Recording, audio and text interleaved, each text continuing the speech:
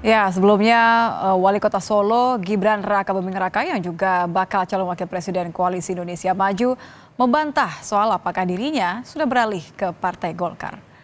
Bakal cawapres dari Koalisi Indonesia Maju, Gibran Rakabuming Raka dengan tegas membantah akan berpindah ke Partai Golongan Karya. Pernyataan ini ia sampaikan sebagai respon dari pernyataan Sekretaris Jenderal PDIP Hasto Kristianto. Bantahan Gibran ini pun kembali memunculkan pertanyaan terkait kelanjutan Gibran dan statusnya di PDI Perjuangan.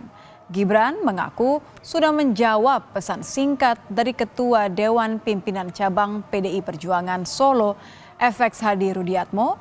Ia juga berjanji akan segera menemui mantan wali kota Solo itu untuk membicarakan status keanggotaannya di PDIP. Hanya Pak Hasto yang dulunya merah terus sekarang kuning. Memangnya saya kuning, Mbak? Ya, makasih. Kalau warnanya juga berubah, semula merah, kemudian secara nyata sudah berubah menjadi kuning, maka ya partai menghormati itu. Dan apa yang disampaikan oleh Pak Komarudin, oleh Pak Rudi Solo, itu betul. Maka ini sekarang Pak Rudi Solo kemarin sudah melaporkan kepada Ibu Ketua Umum karena Mas Gibran dulu diberikan KTA melalui DPC Solo, dan kemudian Mas Gibran kan sudah pamit kepada Mbak Puan. Sudah pamit, kalau pamit itu kan artinya tahu kan? Ya, terkait dengan ganti warna yang disebutkan oleh Sekjen PDIP Hasto Kristianto, ini terlihat dari beberapa kali pernyataan dari kader PDIP mengenai ketidakjelasan status Gibran yang menjadi tanda tanya. Ketua DPP PDIP Puan Maharani hanya menjawab bahwa Gibran berstatus cawapres mendampingi Prabowo Subianto. Puan tidak menjelaskan secara detail ketika ditanya wartawan terkait status Gibran di partai berlambang banteng itu. Puan hanya menyebut bahwa hubungan dengan Gibran baik-baik saja. Sampai saat ini ya? Baik-baik aja, sudah jadi cawapresnya Mas Prabowo. Itu Apakah masih kader PDI? ya enggak, yang saya bisa sampaikan pada kesempatan ini, Mas Gibran cawapresnya Mas Prabowo. Gitu. Ya kan Pak Dasko udah daftar kan? Ya. Ya, beberapa elit PDIP menyebut kecewa dengan Gibran dan merasa ditinggalkan oleh Jokowi. Seperti apa dampak pencalonan Gibran pada hubungan antara PDIP dan Joko Widodo? Kita akan bahas bersama Direktur Eksekutif LSI Jayadi Hanan. Selamat malam Mas Jayadi. Malam Nitya. Mas Jayadi, ini kalau kekecewaan yang diungkapkan tidak hanya satu ya, beberapa elit PDIP terhadap Joko Widodo. Ini diartikan seperti apa? Ya pasti dong, wajar dong kecewa kan? Wajar ya kecewa ya. Karena apa nih wajar kecewa? Karena memang benar ditinggalkan. Harus kecewa. Saya kira PDIP harus kecewa. Karena Memang harus kecewa karena yang mereka andalkan selama ini kan Jokowi. Termasuk Gibran. Kan Gibran Jokowi dinominasikan oleh PDIP walaupun PDIP punya nominasi lain waktu itu kan awal 2014. Jadi ada banyak jasa PDIP kepada Jokowi. Anda bayangkan kalau misalnya 2014 lalu PDIP tidak mencalonkan Jokowi, lalu mencalonkan orang lain, misalnya mencalonkan Megawati sendiri, apakah Jokowi jadi presiden? Belum tentu kan? Jadi kalau lalu kemudian PDIP memberi karpet merah untuk Gibran sama untuk Bobi, ya kan? ya sebagai wali kota ya. Iya, gitu. Nah sekarang di saat PDIP memerlukan Jokowi untuk memenangkan Ganjar, memerlukan Gibran untuk menjadi, bahkan Gibran sudah masuk di jurkamnya Ganjar kan, gitu. Saat yang sama mereka meninggalkan PDIP saya kira tanpa memberitahu dari awal kan. Jadi kayak pergi aja gitu tanpa memberitahu. Kalaupun disebut pamitnya kan setelah jadi cawapres kan gitu. Tidak ada pembicaraan awal dan sebagainya. Jadi kalau misalnya PDIP kecewa, bukan hanya wajar, menurut saya harus. Kenapa? Karena salah satu yang paling mungkin dirugikan secara elektoral oleh manuver Jokowi dan Gibran ini adalah PDIP, calonnya Ganjar kan? PDIP dan Ganjar yang ini efeknya elektoralnya Ganjar kemudian yang akan turun drastis gitu menurut Anda, Mas Jayadi? Iya, belum tentu. Kita pertama pemilih Ganjar itu sekarang ini kalau kita lihat kan yang paling banyak itu ada dua jenis ya.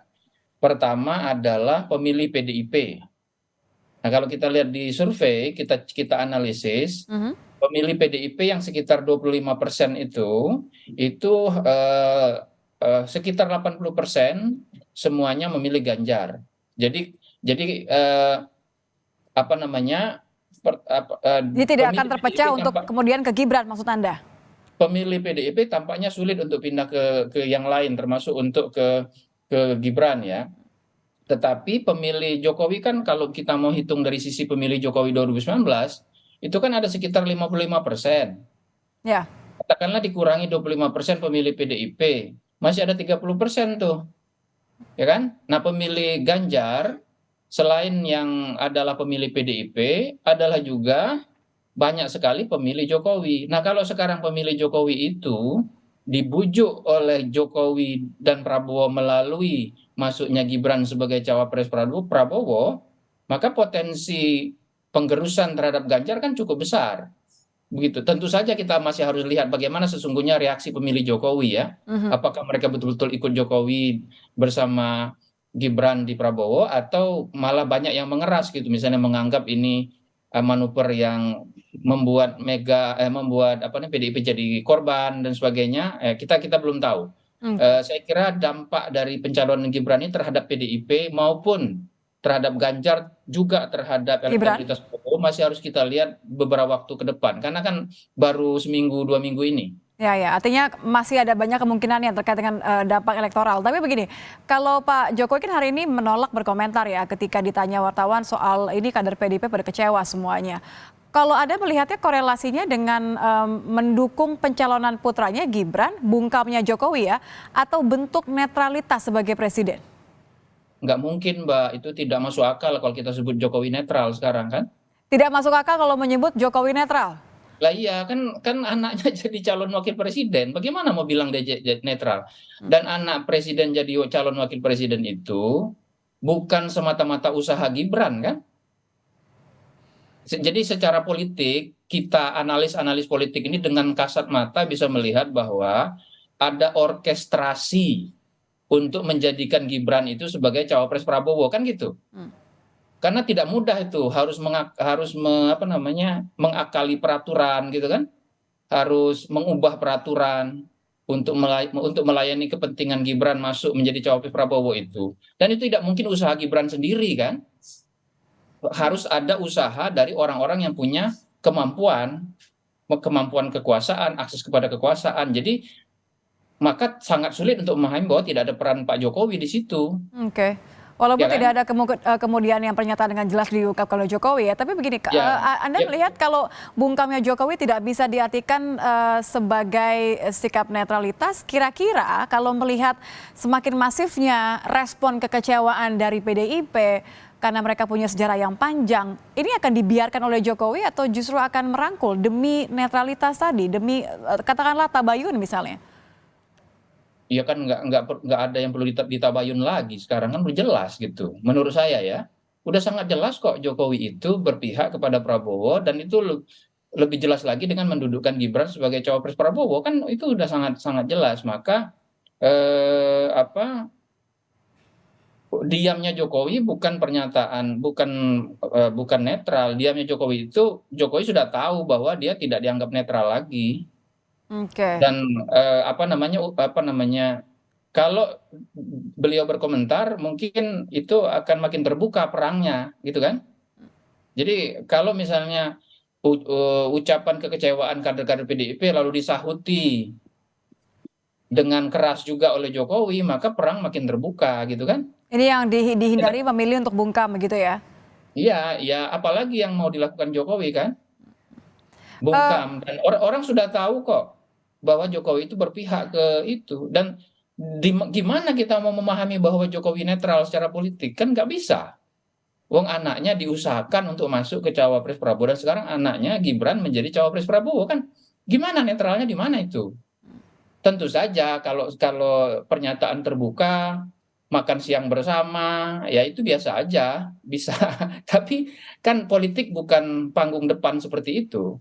Politik itu apa yang terjadi sesungguhnya di panggung belakang, kan gitu. Panggung belakang orang memahami bahwa Jokowi sudah dengan tegas ceto apa istilah Jawanya itu ceto welo welo ya terang benderang gitu. Ya, Secara politik terang terbuka ya. benderang. Jokowi tidak netral.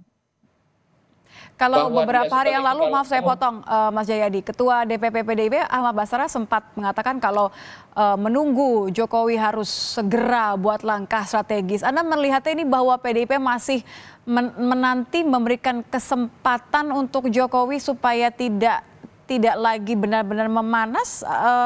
Ini akan diambil nggak kesempatannya oleh Pak Jokowi? Kayaknya saya tidak tahu, mungkin enggak ya, karena begini, tampaknya PDIP beranggapan bahwa apa namanya etikanya itu kadernya itu kan ngasih tahu ke partainya kan kira-kira gitu kan. Nah saya kira itu yang ditunggu sebagai kader PDIP apa nih Jokowi, apakah apa namanya apa penjelasannya gitu, karena kan jelas ada pertanyaan orang, ada kekecewaan orang, segala macam ya, dan itu ditujukan kepada Presiden Jokowi sebagai kader PDIP dan juga Gibran sebagai kader PDIP. Harusnya secara gentleman Gibran sama Jokowi menyatakan ke PDIP, mohon maaf PDIP, saya terima kasih atas bantuan selama ini sebagai partai, tapi saya berbeda jalan gitu, saya paham mungkin kecewa kan gitu ya, mungkin yang diharapkan oleh PDIP kan gitu. Ya. Dan itu masuk akal secara etika politik menurut saya. Oke. Kalau saya kadernya Mbak Nitya, lalu saya pergi kan saya ngasih tahu. Artinya tetap mengharapkan ada datang dengan muka, pulang tampak punggung begitu ya. Betul, Jadi itu masih diharapkan oleh PDIP. Baik, terima kasih Mas Jayadi sudah bergabung bersama kami di Kompas Malam.